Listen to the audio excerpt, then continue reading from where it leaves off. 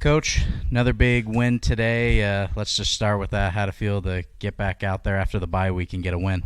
Good. Yeah, I thought our guys had some real high moments out there, and we talked within the week of trying to make sure that we, um, you know, attack this week the same as any week that we're going to attack, and that's been obviously something that I've repeated myself on, and looking at a face of some opponents. Like we are literally just controlling what we could control, and I thought we did a good job of that. We hit some lulls. And some things that I think we need to clean up. But when you can clean up in a big win, that's where you want to be. 48-0. Slow start a little bit early, but then offense got going towards the end of the first quarter. Yeah. What do you think was working best for you today? Well, I think they made it a point to pack the box, and it made us to where we had to throw it. And even when it got a little out of hand, and you kind of want to maybe slow the game down and run the ball. It was even hard because they had eight guys in the box. So at times, even on third down, when you'd want to just keep running it, I felt like just to give some of our guys that don't play as much, the same opportunity as the other guys. We still had to kind of sling it around a little bit. So. Luke Giron, 13 for 22, 263 yards, 3 passing touchdowns. And Josh Roman as well, 3 for 7, 42 yards in the air. Arkansas Baptist was averaging less than 200 yards a game through the air this week. So yeah, how do you feel about how your passing attack was able to really chop up what had been a really successful pass defense for the Buffaloes this year? Yeah, no, they I thought they played well. I thought all those guys, Luke is somebody that each week, he brings the right attitude, the right approach, and our receivers – I feel like, they answered the call. We kind of knew going into the week that there was a strong chance off of our strong running game last week that we might have to throw it around a little bit more. So I think they answered the call. They answered the bell, and it's great. And that's what I want this team to be, is balanced. I want us to be, hitting on all cylinders when it comes to offense, defense, special teams. And we're not a finished product, but when you can run the ball for 400 and then turn around the next week and throw for 300, I think that's a great deal for us. Speaking of with offense, after that win, you guys are now top 8 in scoring per game. So how does that feel to be considered one of the higher scoring offenses in the NAI so far this year? You. Well, you already know. I would say don't tell me that kind of stuff. I don't like looking at that, man. You're my jinx man, but. We'll get up and we'll make sure we knock on wood later. However, I think it's just a product of what we're trying to do, and maybe it comes a cliche to or me, or I'm on that repeat deal, but it's the truth. Like I don't look at those stats. We don't really worry about the rankings. We singular focus on the moment and what we are and how we're going to get better and how we're going to handle it each week, and that's what we're going to try and do again and again. With that being said, I do want to give a shout-out to the defense, their second shutout of the season. Absolutely. And well-deserved shout-out. Yeah. So how did you feel about that and Coach D's defensive attack? I mean, it's a whole deal. Everybody is doing a great job on the defensive side of the ball, and Coach Dominguez is doing a great job of getting those guys in the right spot as the leader, and all the coaches on that side of the ball and the players are buying in, and really it's the entire team that deserves credit for that defense. Obviously, what I mean by that is it's the scout team. It's the approach that we take every single week, and all those other guys that make our defense playing at such a high level.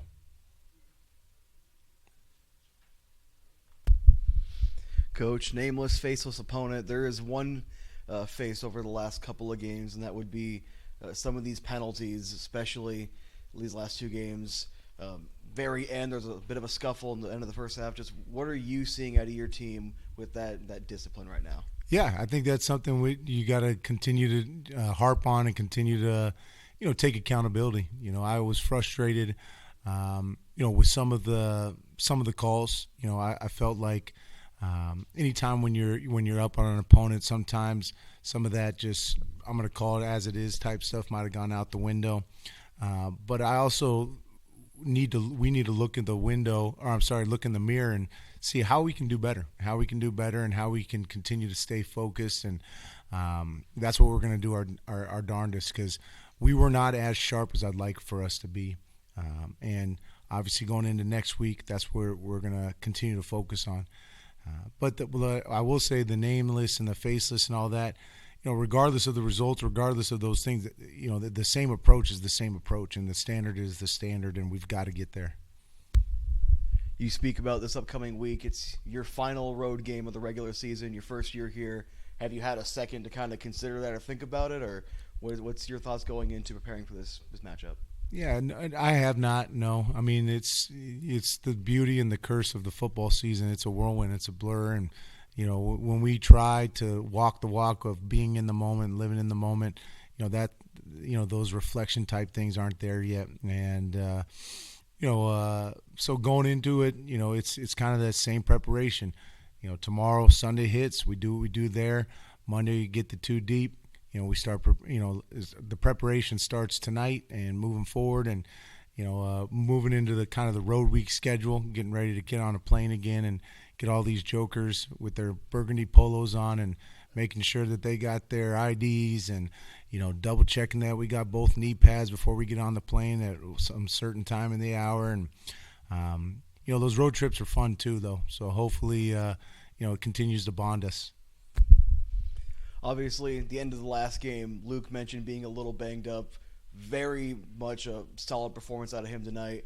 And as James mentioned, this being a very good pass defense. What did you really notice out of not only just the offensive line here, but also the quarterback and your receivers to turn that offensive performance we saw tonight? Yeah, no, I think the bye week helped Luke, so he's feeling great. And what I saw was just the high execution, a good understanding of the play, of the game plan, and our players, our playmakers, when given the opportunity, they found ways to make plays. And so that's awesome to see. And, with the other thing, when you look at it for Luke, I'm not a big, stare at the stats guy, but if you look at these receptions, it looks like there's about 12 to 14 guys on here that had catches. So, that's a credit to the quarterback that has the ability to kind of spread that thing around to get over 300 yards, and to be having so many multiple targets get the football. I think that speaks very highly of our guy. And then obviously you're a very live-in-the-moment kind of coach. You have a senior quarterback, but you also in the fourth quarter allowed a freshman to come in. What did you see out of him? And now that you have a moment to reflect, what are you liking for what the future of this position could be for this team? Yeah, not there yet. Not there yet. So, but I think Josh played good. I think he's done a good job, and we have about 4 or 5 quarterbacks that are doing are in the mix. Josh has kind of worked his way up to kind of solidify himself as the backup.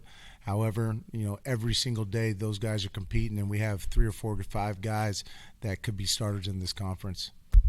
And then my last question for you. So, phenomenal passing game, a couple decent running performances.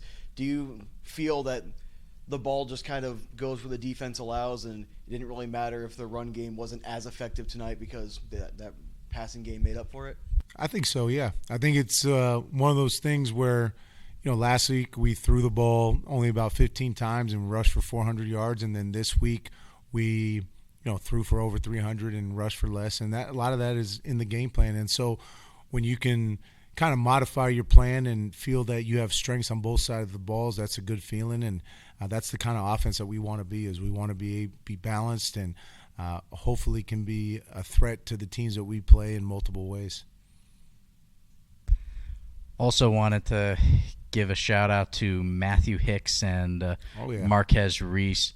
Those two guys combined it for 191 yards on the receiving end and 3 passing touchdowns, including an 85-yard touchdown reception by Reese.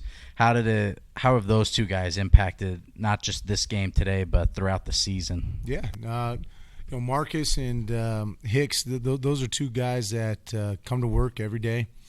Hicks is he's the type of young man that you want to be around your team, your program. He just literally puts his head down, comes to work every single day. He's a good person. Marcus is somebody that I've known for quite a while. I recruited him back in Indianapolis when he was a junior, and I'm just really proud of the young man that he's turning into, and hopefully they can continue to thrive and make plays. Now, after reflecting back on this game, we get to look forward to next weekend against Texas Wesleyan. What's your mindset, not only just going into this game, but also the fact that you guys haven't been on the road since October 11th, so it'll be almost a month since then, I guess a third part of that is how it's kind of felt to balance the schedule this year, where it's long road trip, long homestand, back and forth kind of a thing. Well, I think it's kind of like when you asked me about it before we left the first time. It's just you kind of control what you can control and dwell on those things. And I think we were on the road for so long, getting back on it. We've kind of hopefully worked our way through some of the kinks of, how quickly can we get off the plane and those type of things. And, it's funny, we actually say to our players, and Coach Castaneda, our general manager, deserves a huge shout out for it, where he goes, when we get off the bus to go to the plane, it is literally like practice. We're not messing around. We know where we go. We're going to go here. We're going to be quick.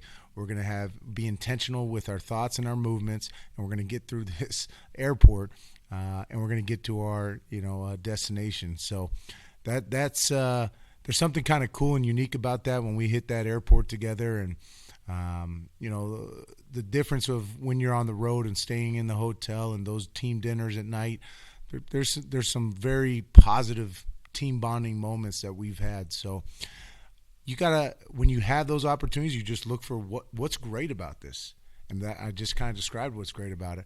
And then when you're at home, what's great about that? Well, we kind of know that everybody likes being at home, sleeping in your own bed, having the crowd and all those things. So when you are thrusted into a situation, I try and lead by example and find what's good about it, and really pivot that and go into that. And I think our team has done a good job of kind of following that. Thank you, Coach. Good luck next week against Texas Wesleyan, and we can't wait to see you back here on November 15th when you guys take on Louisiana Christian. Thanks, guys. You guys do a great job. Appreciate you.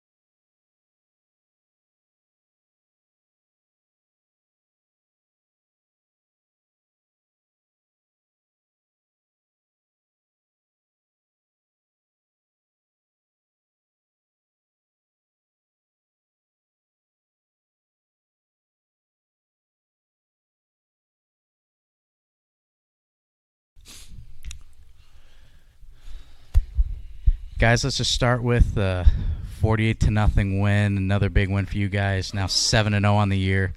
How does it feel to pull another win in the win column? Feels amazing. This is an expectation we had for ourselves, though. So at the same time, it's nothing new to us right now. This is expected this is what, Coach Murphy, the expectation he had for us going into this week. Another win. We're going to keep marching down and get ourselves set up for the playoff run. Yeah, it feels great to go 7-0. Every week it's our goal to win. Just win. Just keep on winning, keep that streak going. Like, we don't care who our opponent is, we just want to get that win. So it feels great to keep that record going, and can't wait for next week. Yeah, for sure.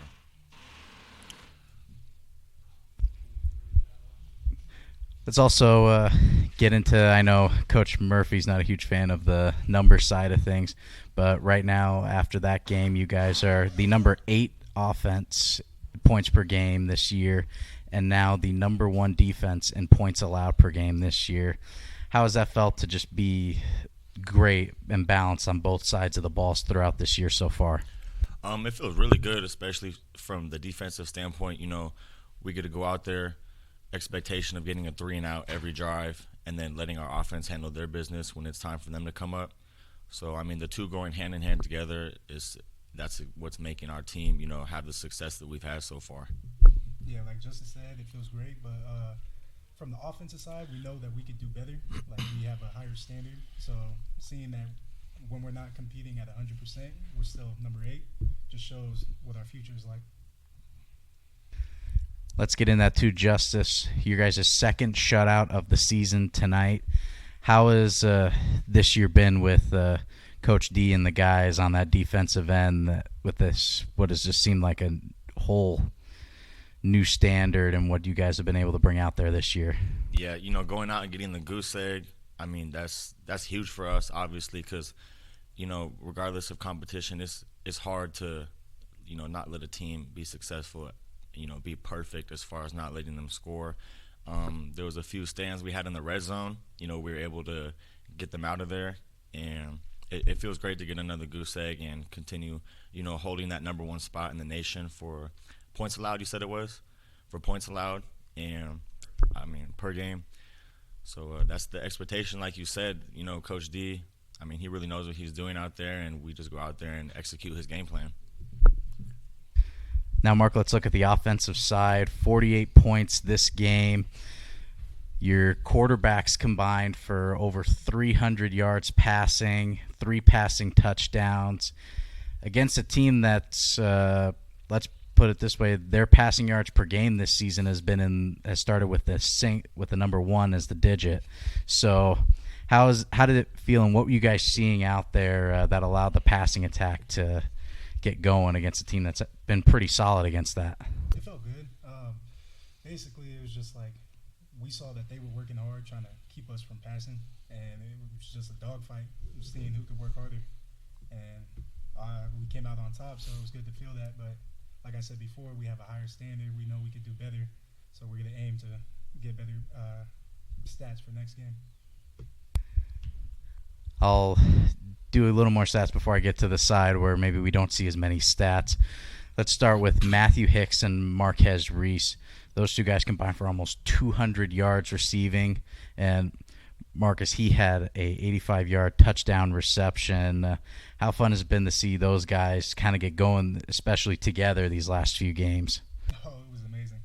When we were out there, we just, like, that Marcus, it's crazy because he's so small, so it's like you don't expect him to be as good. Like, when he's going against people bigger than him and all that, but he's a dog. He just keeps on competing no matter what. It doesn't matter if they're bigger, faster, or whatever. He just finds a way to get open and makes it work. And then Matt, he got hands. Like, Matt could catch no matter what, and it's great to have both of them on our side. Now for the part of guys that don't get to see their numbers in the stats as much, that would be you in the offensive line. I know you guys have had your ups and downs, especially on the health side, but for the most part, you've been able to stay together throughout this. How much of an advantage has that been where you guys have been able to try to keep that unit healthy throughout the year and fight through, even though I'm sure most of you guys are banged up at this point?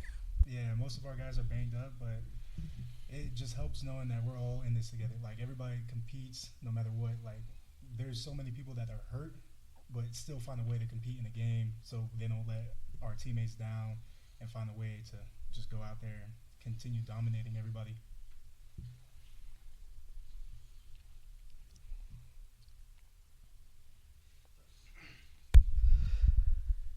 Marcus, the last week, phenomenal running game. This week, phenomenal passing game. From your perspective on the offensive line, what's the major difference you see in a matchup where one game, phenomenal running, the next game, phenomenal passing game? The difference I see is just who we – okay, so for our coaches, they tell us what their weakness is, right?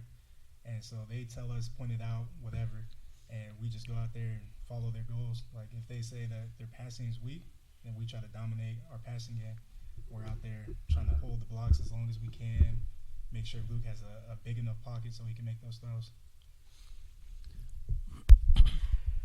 On the defensive end of the football, as James mentioned, 2 goose eggs this season. Have you really noticed – what is the biggest thing you've noticed out of the rest of this defensive line, defensive core, the difference between those shutouts and maybe some of the other more closer matchups? I think that the mentality is the same. You know, it's like I said earlier, it's a hard thing to not let an offense score a single point. So we have the same mindset, you know, going into every game to not let them score. But, you know, sometimes, you know, it just slips out of our hand a little bit. You know, that red zone drive lasts a little bit too long, or, you know, a team will get lucky and get that one explosive play.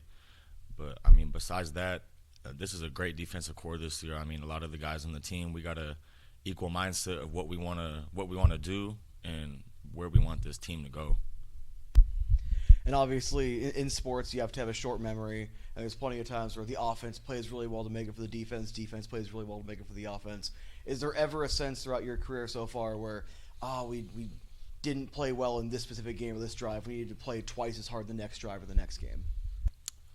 I think that, you know, like you said earlier with the stats, offense at number 8 and defense at number 1, I think that right now we're really complementing each other very well.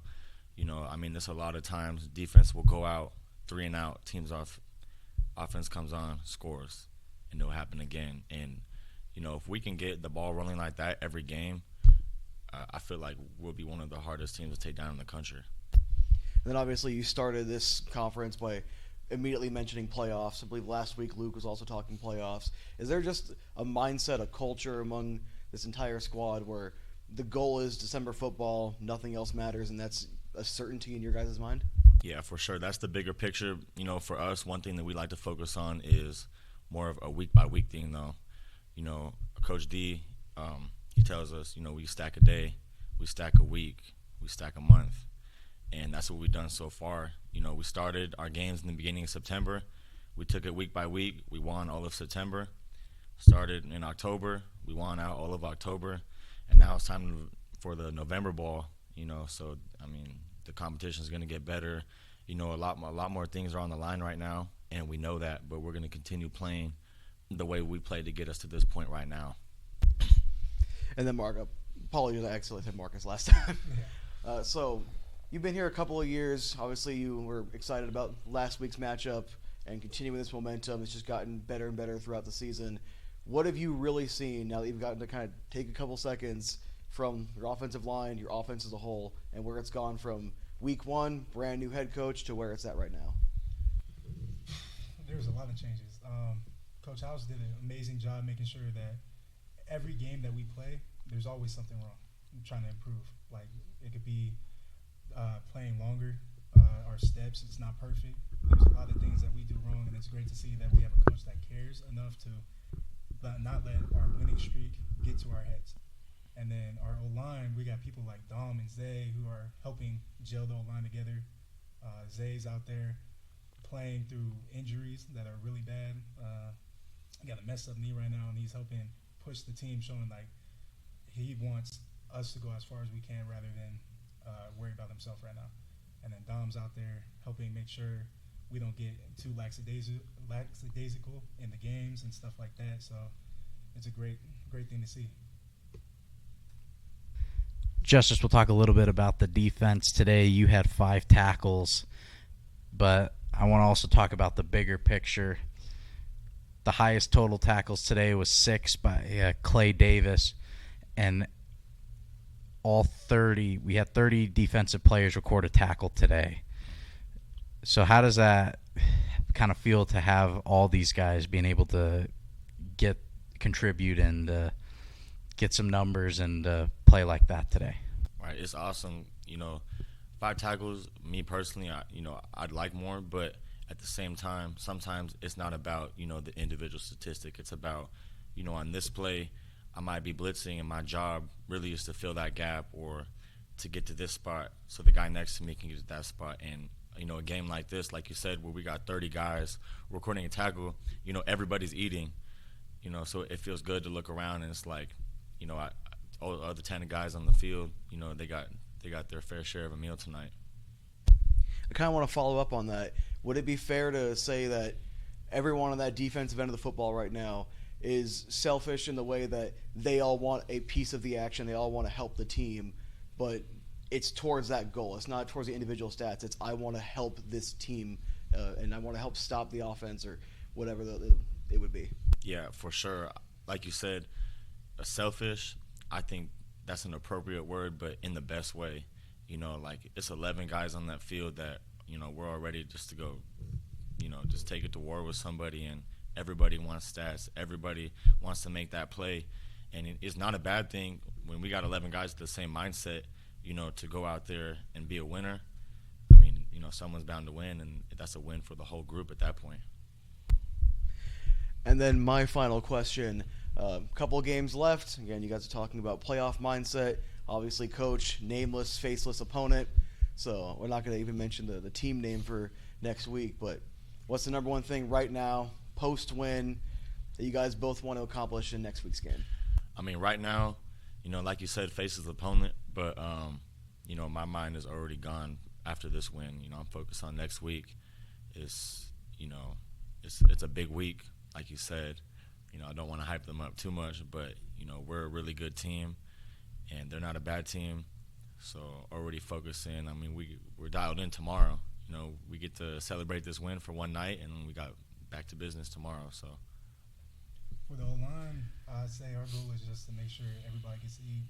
We want to have a game where Jalen gets more yardage running, and then the receivers get more yardage passing too. Like a nice game where it's stats all around. I will talk a little bit about coming up next week. You're heading on the road to face Texas Wesleyan, currently 25th in the coaches poll rankings. What is your mindset now of, okay, we've went on the road for over a month. Now we've been back at home for almost a month, and now we're going up on the road again here in this back and forth, getting ready to face a tough opponent. What's that mindset like from here all the way until you guys are on that field on next Saturday? I think being on the road for as long as we were, it was 4 away games plus a bye week. So like you said, it was over a month. I mean, it felt like we didn't get a home game forever. But, we completed that gauntlet, went undefeated, came back. We got a nice rival game against ACU for our welcome home gift. We got another bye week last week, and then now we had a really good win this week to kind of end that little short game home streak. And now we're back on the road for, it's a big deal. And I think that the time at home was appropriate to get prepared for, this next away game. And I'll just ask here on both ends of the ball, what do you think is going to be, without obviously giving something away, what is going to be your biggest key to coming back here to Spirit Field on November 15th, 8-0? I think it's kind of what I touched on earlier, just thinking the same way that we have been all year. Even though, you might expect us to prepare different for an opponent who is technically better than what we have yet to face, we're 7-0 for a reason. You know what I mean? Because we know how to win. We know how to prepare right. And we're just going to keep doing what we've been doing, just get focused in. We have a good week of practice. We hit the road, and just going to go handle that business and come back 8-0. I'd have to agree with Justice, but I'd like to add we would focus more on not getting any penalties for the next game, because penalties come back and hurt us more than anything else. I'm really glad you brought up penalties because I actually forgot to ask you guys. Would you agree that over these last couple of weeks, that's kind of been one of your guys' biggest opponents right now is the penalties adding up right now? Yeah, I'd say it's our kryptonite because most of the time we get a good drive and or we get a good play and there's big penalties that screw us over and make us go 3 and out. And then my final question, I forgot to ask you earlier. My apologies. The amount of 3 and outs you guys forced Arkansas Baptist on, was it surprising to you, or pretty much what you expected? Because again, the mindset on that defensive end of the football. Yeah, there's no surprises. 3 and out was an expectation. We have every single drive. That's the way our defense is fueled.